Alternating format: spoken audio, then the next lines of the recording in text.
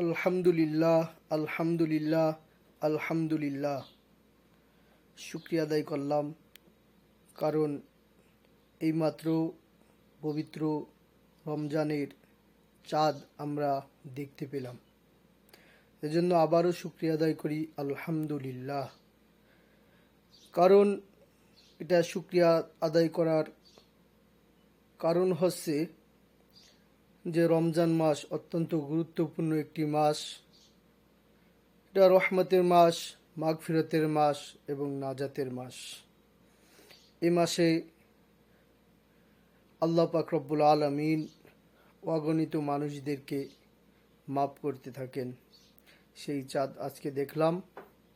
ইনশাল্লাহ আজ থেকেই সৌদি আরবের তারাবি শুরু, এবং বাংলাদেশে আমার যে সমস্ত ভাই বিরাদাররা, তাদের আগামীকাল থেকে তারাবি শুরু। এজন্য সবাই এখন থেকেই রমজানের প্রস্তুতি নিন।